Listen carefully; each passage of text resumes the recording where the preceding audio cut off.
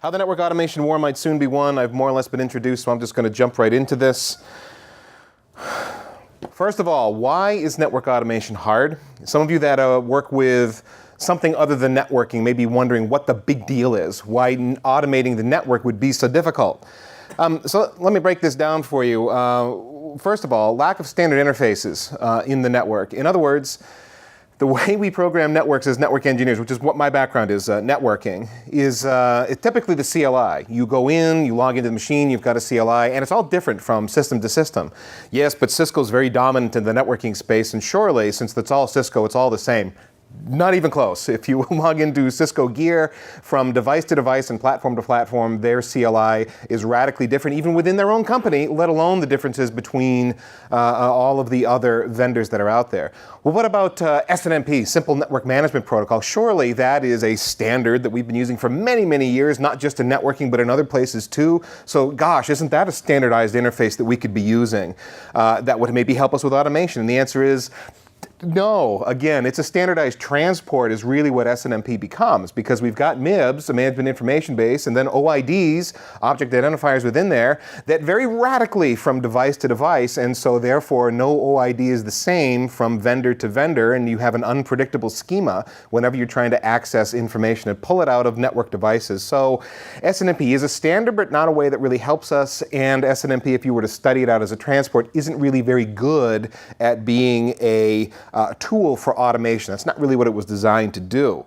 Another issue here is we have a lack of standard models. That is, you can describe server architecture in predictable ways, and there's a lot of tools that have been that are around to help us do this now.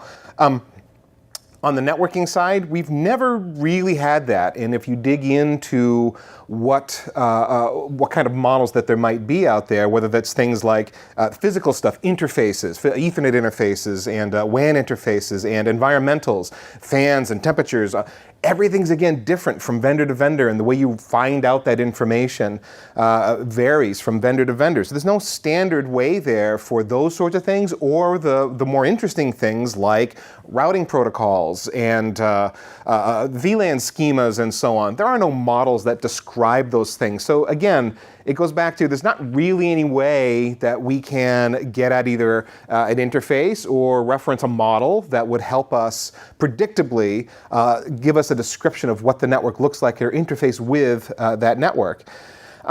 That's really an industry, vendor kind of an issue.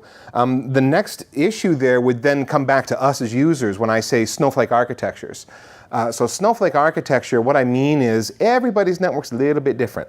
Everybody's unique and precious because we all have our needs, and so we build these networks that are unique either from, so some of this is legitimate, right? You build an IT solution, whatever it is, whether you're networking or somewhere else, to meet the needs of your business. Every business is different, and so therefore a lot of times that comes across as a unique architecture that is created to meet that business need. All right, well in networking, I think that's even more the case because there is no network school that you go to that tells you the one or two ways that are best to create a network. There's training, Cisco's got training and other vendors have their training, and you can learn how to get things done, but they're very operator oriented, very nuts and bolts oriented, not architecture or design oriented for the most part. And the design element then from your network is left to your experience, your preference as an individual, and we end up therefore with a lot of snowflakes. Just as different as people are, you end up with networks that are different as well, which does not lend itself very well to automating that network because you never know what's there. So put yourself in the vendor's shoes. You're a vendor that's whose task it is to build an automation tool that is going to help us with network provisioning in various capacities, which we'll talk about in a bit here. But you don't know what that network looks like or how it's likely to behave because of the human beings that are involved that made it different. That's tough. It puts a difficult job on them. Another point worth raising here, it's hard to automate a network because they are complex, and they are complex often due to security requirements. Very often, security goes up and down the IT stack, right? But one of the places that we look heavily to to help us secure our environments is the network, whether that's firewalls, whether that is filtering that is happening in devices between our perimeter firewalls perhaps, or maybe we want even more firewalls now with microsegmentation and these sorts of things where we're scattering firewalls across all of our hosts within the data center. We are looking and asking for the network to do many things for us in the realm of security. I was on a discussion on a Slack channel just yesterday about whether or not it is wise to use a default route in a data center. And one of the marks against a default route would be security. If my system gets infected with malware and it needs to connect back to home base so that it can become a part of a botnet, if I don't have a default route there, he has no path to get back to the internet. That host cannot become part of that command and control network. It would be the logic there. My point being, when you begin to introduce all these layers of filtering and complexity, many of which are driven by the rest of the IT architecture and business needs, how in the heck do you automate that? It's a real legitimate question and a challenge. And then finally, just like everything else in a data center, a network is made up of many points. And when you want to do something on the network, create a new VLAN, the most rudimentary task you could think of really on a network, the number of devices that you're logging into and touching is several. And so, let's take that example. You want to create a new VLAN. If you're not a network engineer and you've never done this before, you are going to find some root device in your network to create that VLAN on. You're going to figure out what other devices in your network that VLAN needs to live on and create it there as well. You're going to need to consider the spanning tree parameters for that and make sure that that is set up and established correctly, which may touch one or several different devices in your network. And then, did you want that VLAN with its new IP block that you've assigned to it to be able to communicate with the rest of the network? Okay, that means you probably need to touch the routing protocol, the routing domain in your environment to announce that network to the rest, announce that new VLAN to the rest of the network. Okay. So we have a VPN connection to one of our partners who now needs to access that new VLAN. So now we need to adjust the crypto lists that define what IP addresses can go through that network so that this new VLAN can communicate with our partner. You get the idea? And on it goes. How do you automate that? It's a complicated thing. A lot of stuff going on there. So what this talk is really about is what the industry is doing to take on this backdrop, all these sorts of challenges, and get us to a point where we have the programmatic network. Okay, that's my term, the programmatic network. You didn't say software defined. I didn't say software defined. I don't even like that term anymore if I didn't make that really clear in the panel. What I'm really talking about here with network automation and programmability, what I'm really saying is these are the places we need to go with the network to get to the point of being able to make it software defined in a universal way. When we hear, I'm taking a commercial break here, when we're talking about software defined networking, what we're really talking about with solutions that are truly that are isolated vendor pockets that they have created a system that is software defined. It is not a universal or ubiquitous term. To get to that point where software-defined networking is a common thing, where it's something we're all doing, we need to get over a lot of these hurdles that I'm talking about here and make the network programmatic as a standard and expected thing that would be normal, that all of us would own and have. So what progress are we making in this space? One are APIs, application programmatic interfaces. An actual, typically a REST API is being defined by vendors now so that we can program our infrastructure using those APIs and not have to use the command line and not, Lord help us, do SNMP sets to some OID value that's going to hopefully make something good happen. We're using actual APIs where what's happening is you're making a REST call, which would look like an HTTP command, telling something to happen, requesting that something happen on the network device. The network device takes that command, executes it, and then returns a result set back in a structured format back to whatever process did the initial call. And that by structured format, that's really key because So structured format, like JSON, let's say. So all my results are coming back in JSON. I get that back in my program. I can now tear apart that JSON, look at it, store it in variables, make a report out of it. Whatever to act on that information. Because it's structured, it's predictable. The next time I ask the question, I'm going to get the same structured result set back, and therefore I now have actual programmability on that device. This is different from what we've done in the past, because some of you may be aware of systems like years ago EMC bought the company Voyance. Voyance was a network automation tool. I think it's been rebranded Ionix since, and I've lost track of it. I don't know what else it might be called these days. What that tool did back in the day was screen scraping and expect scripts. So Voyance in the background wouldn't be using API calls to program the network in accordance with what you've asked it to do for you. Voyance would run an SSH or a telnet session into the device and run commands on there. It would screen scrape. It would take the output that would come up on the command line and then look at it and parse it on the hope that Cisco or Juniper or whoever hadn't changed the screen output so that it could actually parse it and then give you back a result said that everything was okay or was not okay, which is terrible. That's not programmatic at all, and made that tool a little bit fraught with danger. Every time some version of the code would change and the screen output would change and so on. A lot of dependencies that were in there. Point being, APIs are coming along now. It's not a standard API. Cisco's got their own that works on various versions of their iOS and NXOS. And Arista's got their own for EOS, and Juniper's had their own for a long time on Junos, etc. They do vary, but the fact that we're getting here is a big deal. Another helpful tool here along the lines of making us getting us towards a programmatic network are abstraction layers. We talked about this. So this really addresses this challenge I was just saying, where every vendor's doing things kind of their own way and it's all a little bit proprietary and unique. All right?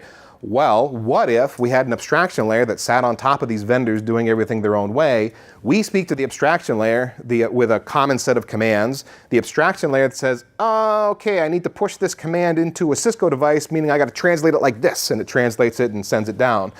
And you use the same command to talk to the abstraction layer, who says, oh, this time it's going to a Juniper device. And he pushes it into the Juniper device. Because it's abstracted away, you don't need to know the underlying details. It's handled for you. Those are becoming more common. They tend to be buried in commercial products. Some open source work is being done here, but it's a step in the right direction. It's helping us. We'll talk a little bit more about that on a future slide. Another interesting development is configuration state tools are being applied to the network now. So there's 4 tools that I think have already been mentioned today: Ansible, Puppet, Chef, and SaltStack. All 4 of those tools, which have traditionally been in the realm of server configuration, really more used for compute, are being applied to networking now and to that discipline. Now, the 2 that are the leaders there are Ansible and SaltStack. SaltStack is kind of growing in popularity. Ansible's been the leader for quite a while. And Ansible is nice in this realm because it is agentless, whereas Puppet requires an agent sitting on the device, which is really kind of a nuisance if you're running a network device that it's very difficult to install an agent on because it's kind of a lockdown ecosystem. Ansible doesn't care about those things, and so you can build an Ansible playbook that can help you define network state on a device and make sure that the configuration is enforced in accordance with your playbooks. There's a lot of work being done in that area, people that are doing that, and that is happening. And it's notable because Ansible did not originally want to play in this space. I had some friends who had gone to Ansible and said, I want to make your tool work for the network. And they're like, we're good at servers. We don't really want to do the network stuff. But they've embraced it wholeheartedly now, and Red Hat, since that acquisition of Ansible, continues to go down that road, and so that's a good thing.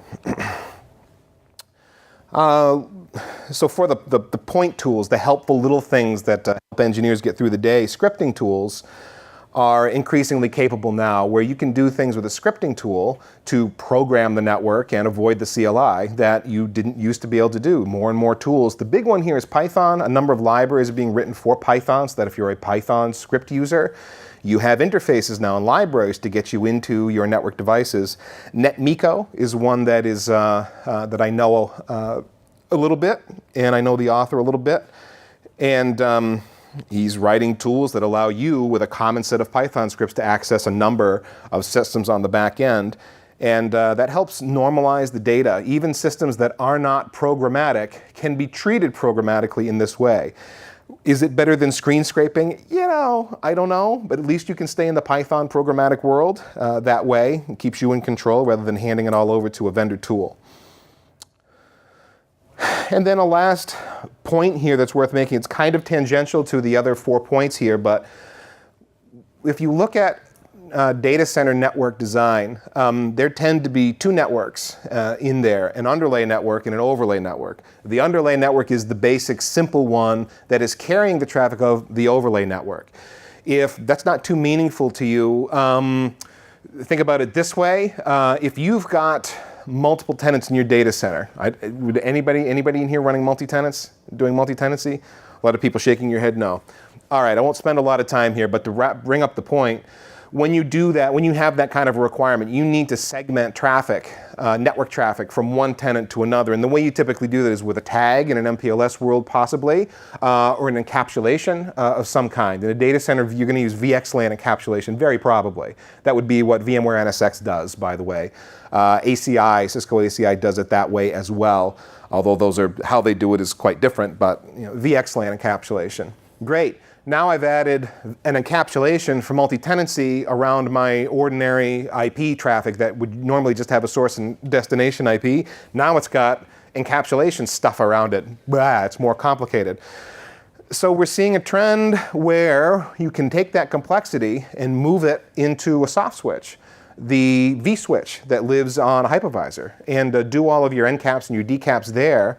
And I bring this up because soft switches like VMware vSwitch or Open vSwitch have programmatic interfaces typically, where there's nice APIs that you can use to program them. And so it's handy and helpful to move the complexity into that layer, because then you can move that complexity out to the edge and leave the core network, the physical devices and the hardware, with a simpler configuration. So the programmatic network, that is moving us towards a happier place as far as network automation goes. And another feature that's moving us there is work that's being done in open source and with the standards bodies. Now, have you noticed that standards bodies tend to move really slowly, and open source can't seem to shut up with new projects and consortiums, and we're building new code and we're releasing this and we're releasing that. You can't hardly keep up with them as compared to the standards bodies. That's been frustrating for those of us that like standards and like things to be ratified and predictable and agreed upon, and because open source is just run as fast as you can, and working code is the rule because it's code and it works. Therefore, we're going to use that. And so those seem to be at loggerheads, but we're seeing some joining back together where the standards buyers are going, we know, we got to get faster, we got to get better. And the open source people are like, we know, we got to slow down a little bit and kind of settle things because we've made some mistakes along the way by going too fast. And there's some joining up that's been happening here along the way. So a couple of projects I'll raise here that are open source. One is OpenConfig. So with OpenConfig, you have a consortium of end users, not networking vendors, but end users saying, look, vendors, I've got boxes from several of you, and what I want is to be able to configure them all in a predictable way, because I'm doing the same thing on all your boxes. I've just bought different boxes for whatever my reasons are. I don't want to have to configure my Cisco box in one way and my Juniper box in a different. I want to configure them the same.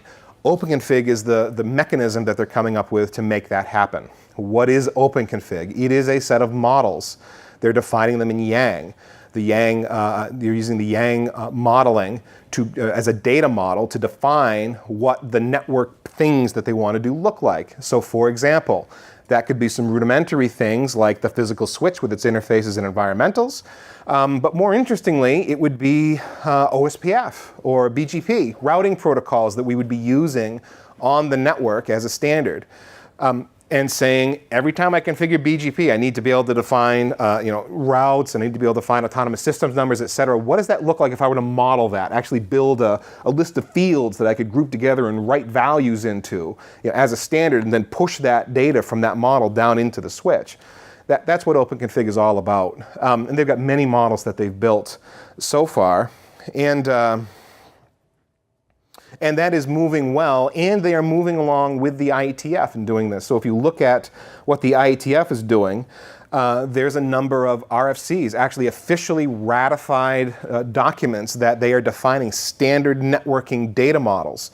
This is great. This helps us move towards network automation because devices that are compliant with these models, OpenConfig or the IETF models, there's now a point of commonality that automation tool vendors or those of us that by ourselves want to write some automation scripts, et cetera. We can refer to those things and know that because they subscribe to these models and these standards, our tooling is going to work cross-platform and cross-vendor. That's good. It's building predictability into our environments. So the Open Compute project has an abstraction layer called the Switch Abstraction Interface, SAI they call it, SAI. What that is all about is allowing you to run a network operating system of your choice on top of network hardware of your choice. So you could have a chip that's based on, or a switch that's based on a Broadcom chipset, or a Marvell chipset, or Maxell. Boy, I went to cassettes back in the 80s. I don't know where that came from. And, or a Cavium chipset, et cetera. You run the switch abstraction layer on top of that, and then you run your operating system on top of that. The operating system talks to the SAI talks to the chipset.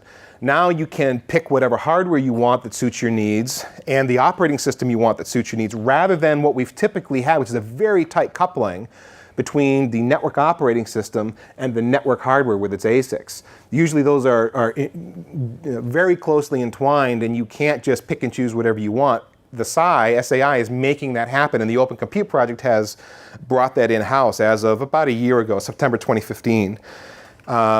And it's not ubiquitous where any switch can run SAI and any chipset it works, but it's a step down that path. And the Open Compute project will give you a list of what works with which.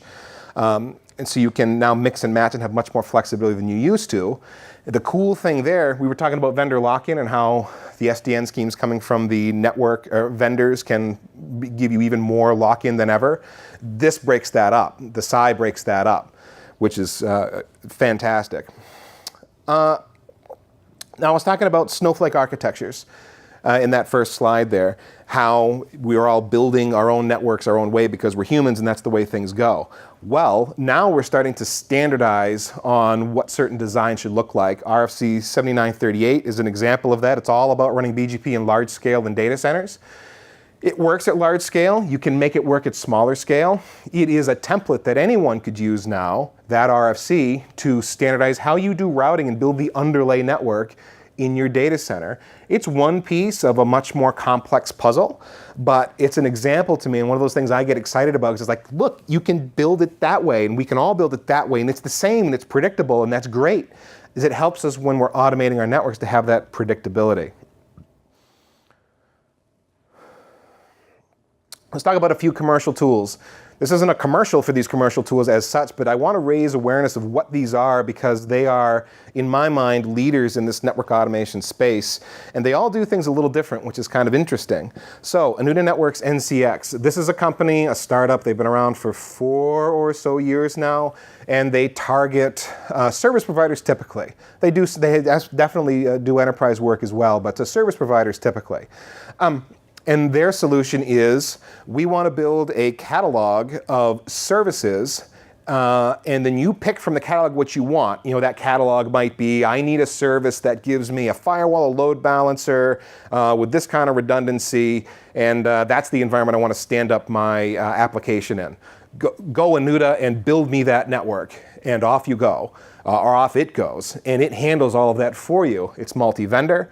It has built its own abstraction layers inside of that product so that whatever you've got underneath, as long as it's in their device vendor list, they'll build models for it in the abstraction layer such that you can say in your service catalog what you want, and it will make what you want work and it happen in your underlying infrastructure, and it automates all of that for you.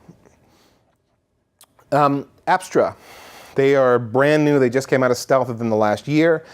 Their solution is called AOS. I think it's as simple as Apstra Operating System. On switches that where you can install a daemon of your choice, you add Apstra's AOS to that switch. So this would work with Arista and Cumulus and certain Cisco switches and a variety of other ones that are supported here. And then a controller talks to the AOS instances that are running on all of those switches. You say via intent, I need the network to look like this, whatever it is that you've defined. And Apstra will make sure that the network state reflects your intent. And it does that with its own abstraction layer, understanding of the network configuration as it is, and making the changes that are appropriate to make that happen. It's a pretty cool tool. Their first release was so that you could do this within the data center and stand up a leaf spine network. And they are going to continue to iterate with the product to do different sorts of network configurations. But they started with the low-hanging fruit, which is build me a data center fabric, leaf spine. Now, Glue Networks, Glueware. Glue started out as an SD-WAN automation company where they're making Cisco iWAN not make you suicidal. And that was really their thing. They came in and said, we can make this not awful. And they took the tool that they built that was targeted initially at that Cisco iWAN application and said, wait, we can do so much more. And so what that tool is now, forget about SD-WAN and Cisco iWAN and stuff. Glue Networks has built a complete modeling tool. So you can stand up your own models as an engineering group. You can build your own models in Glueware and create code blocks and then assign those code blocks to devices that are on your network. And it will make sure that the end network device state matches exactly what you've set up. Takes out any redundant code, puts in the new stuff that you needed, sanity checks everything. And it's more of a Lego building block kind of approach to network automation. It is an incredibly powerful tool. That's not an exhaustive list. There are 3 that I happen to be quite familiar with. All right, let's wrap this up because I'm getting the hook. Converged infrastructure is another player here that I don't need to spend much time on. If you think about what's happening with convergence and how that is simplifying how you manage your IT stack. You've got servers, you've got storage, it's all handled. I think the network is starting to get pulled into that. We're seeing certain vBlocks, et cetera, where the network is actually pulled into this as well and being automated. And I think convergence is going to be one place where the more you look at it, the more the network aspects are going to be automated for you in addition to the other elements. And then very quickly here to wrap up, what is, I think, all of this tooling that we're creating and these features and these commercial tools and RFCs and abstraction layers, what does all that mean for networking in the long-term future? This is where I think we're headed, and it's really going to change IT kind of fundamentally, and it's because it's happening not just in networking but everywhere. We're going to end up with standard interfaces. We're going to manage the network the same. All this vendor independence is going to you'll never get rid of it, right? Because every vendor's got their shiny thing that makes them differentiated, and then you're never going to want to, the vendors will never let go of that, of course. But you'll have standard interfaces. You're going to have standard models. We're already seeing that where you can you can automate the network against a predictable model that's been standardized. That's good. We're going to see more and more standard architectures like BGP in the data center. I think we should see more and more of those sorts of things come up where we know from an RFC, this is how you build X. Automation of complexity, that is not going to go away. That's only going to be more so, mostly because humans can't do it anymore. So you're going to have tools that can keep up with the complexity that's demanded by our data center architectures. It's going to happen because it has to happen. We don't have a choice there. And then this is more of a thinking thing. We're going to see the network as a system rather than a whole bunch of discrete units, rather than, this is a switch and that's a firewall and that's a load balancer and this is another switch and that's a router. No, don't think about things that way. It's going to be the network as a whole. I need the network, and Apstra is really, I mentioned Apstra a bit ago, they think this way. It's about the network as a whole system, and how do I make the network as an entire system reflect the state that I want it to reflect. Okay, that is all I've got. If you want to get in touch with me, if you have questions, you can email me there. I don't promise a quick response, but I will respond. I do get through my inbox eventually. And these sites are where you can find my writing. And if you want cynical, sarcastic tweets at ECBanks, you can follow me on Twitter. Questions? Yes, sir. Mike? Okay, Ethan, you presented a number of choices for network automation. Which have you found is the most effective for you? So it depends on what you're trying to do. So choices. The commercial tools right now solve specific problems. If you have those problems, then those tools make sense. If you want to build a model of your network and have code blocks that work for your operations, you'll like Glue. If you're trying to build out a leaf spine network and make sure it stands up, you might like Abstra. If all you're trying to do is automate some rudimentary reporting, maybe you just want a Python script and some libraries that allow you to write your... In other words, there's no one right answer. All of these are purpose-built for specific tasks and business problems, if you will. So you have to mix and match of the options that are there, what's going to solve the problem that you have. Can they work? Can two or more of these solutions work together to get to provide what you need?